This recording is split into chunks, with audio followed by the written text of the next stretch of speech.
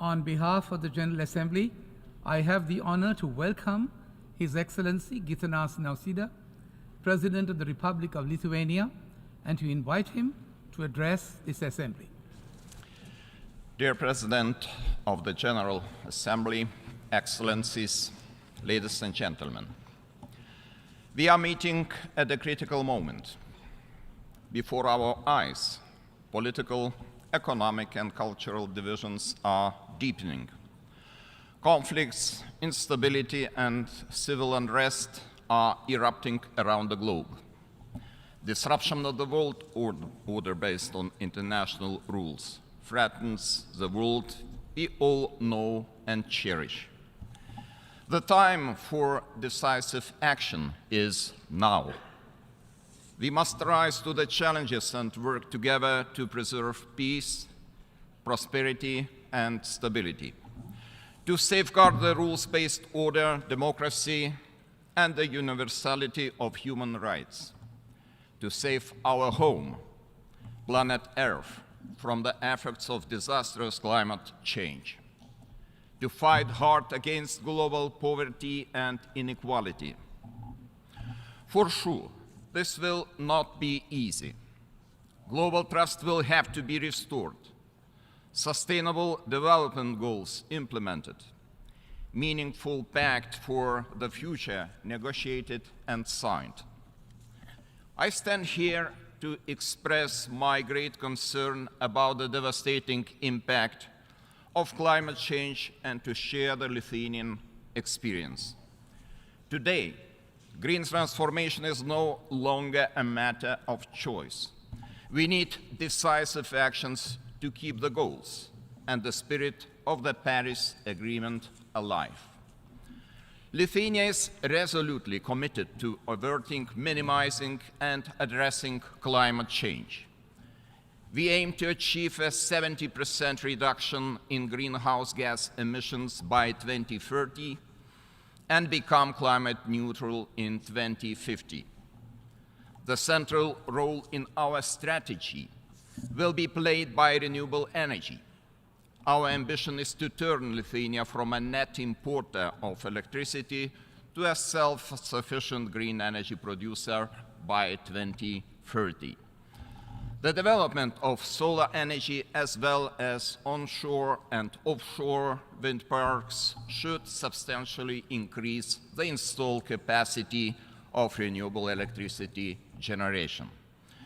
Mr. President, ladies and gentlemen, there cannot be sustainable development amidst a war. Wherever we look, be it Europe, Asia, Africa, or the Americas, peace is an all-important condition for humanity to thrive and to create. An old-style colonial war is back in Europe. Russia's aggression against Ukraine aggravates the global situation across many areas, such as food and energy security, climate, finance, global health, and migration. Established international norms and the whole vision of an open and cooperative world order are currently being held hostage to Russia's imperialist ambitions.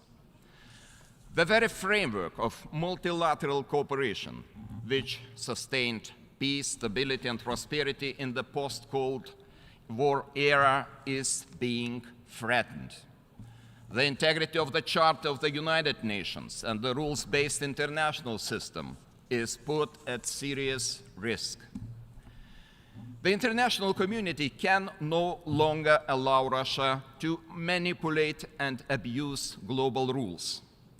Its numerous crimes, such as the wholesale destruction of Ukrainian cities and towns, murder of thousands of innocent civilians, and displacement of millions, bring disgrace upon the UN Security Council, where Russia still sits as a permanent member with the power of veto. The international community should put more pressure on Russia to stop deliberate attacks on Ukrainian civilians and civilian infrastructure, an unprecedented ecological catastrophe caused by the destruction of the Kakhovka Dam should not be replicated in new and even more dangerous forms. This war of aggression must stop with an immediate, complete, and unconditional withdrawal of troops and military equipment from Ukrainian territory. And what I mean here is all territory within the internationally recognized borders and territorial waters in 1991. Lithuania strongly endorses President Zelensky's peace formula. It is a robust foundation for attaining peace aligned with the universal principles of sovereignty, territorial integrity, and independence.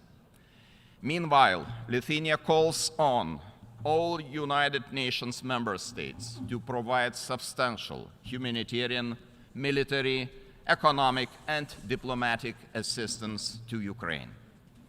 Mr. President, ladies and gentlemen, working for sustainable peace, we should ensure the accountability of those responsible for war crimes and crimes against humanity. While contemplating the issue of justice, we should also address the actions of the regime in Belarus, which participates in this aggressive war by providing military assistance and facilitating the offensive from its territory. Specifically, we should all support Ukraine's efforts in the International Court of Justice and endorse the court's provisional measures ordering Russia to immediately cease its military actions in the territory of Ukraine. Another institution, the International Criminal Court, plays a crucial role in prosecuting war crimes, genocide, and crimes against humanity in Ukraine. Lithuania supports the ICC arrest warrants for Russia's president and the ombudswoman. These mark a promising step towards accountability for targeting children in military conflict. To bring back the Ukrainian children who were forcibly deported to Russia and Belarus is a necessary next step. The initiative to persecute sexual crimes perpetrated by Russian forces in Ukraine also deserves our united support. Lithuania commends the unwavering dedication of the United Nations Special Representative on Sexual Violence in Conflict in addressing this critical issue. What is still lacking is a tribunal specifically designed to prosecute the very crime of aggression committed by Russia's top political and military leadership. Lithuania calls for the establishment of such an international tribunal, supported by a resolution of the United Nations General Assembly. Failure to do so would mean further damage to the credibility of the entire global justice system. Ladies and gentlemen, from the very beginning, Russia's aggression against Ukraine has been a truly global issue. It affects global food security as well as nuclear safety. Russia is currently holding the world hostage, blocking Ukrainian grain exports, looting occupied Ukrainian territories, and devastating local agricultural infrastructure. Unilateral actions, such as Russia's withdrawal from the Black Sea Grain Initiative, endangering at least 82 countries and 350 million people currently on the food insecurity frontline, should be universally condemned. But the solution is not to lift sanctions on Russia. To reinforce vulnerable economies, we must search for geopolitical solutions.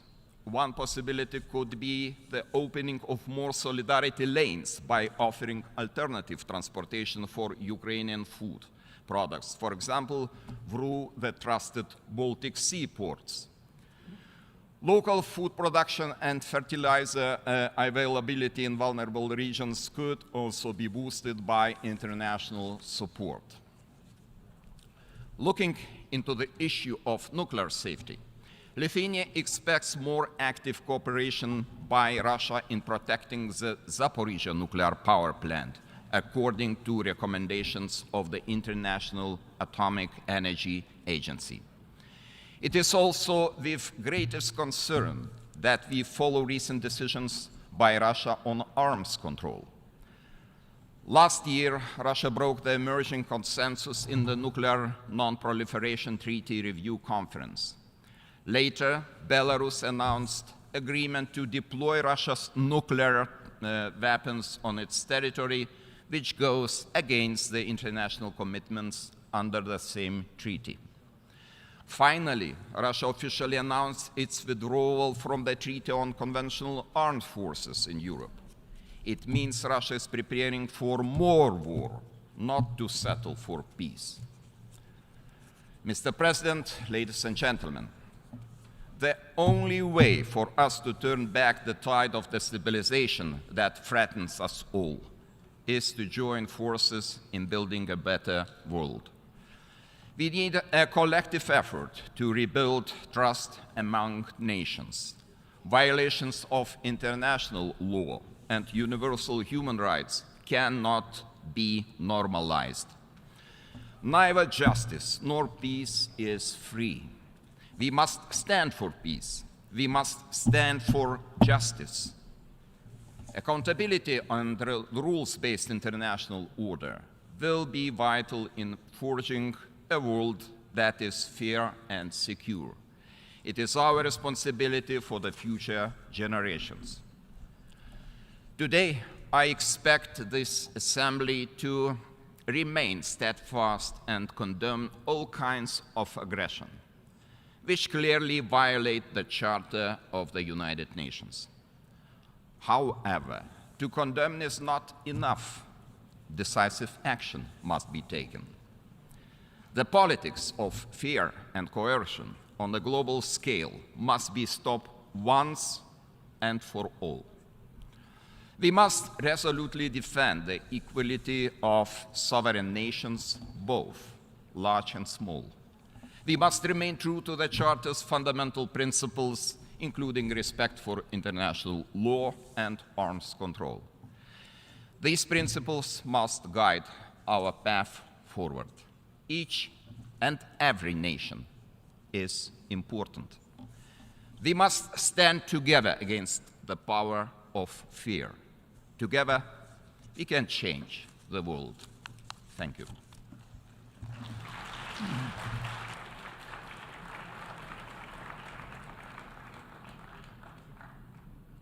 On behalf of the Assembly, I wish to thank the President of the Republic of Lithuania for the statement just made, and I request protocol to escort His Excellency. The Assembly will hear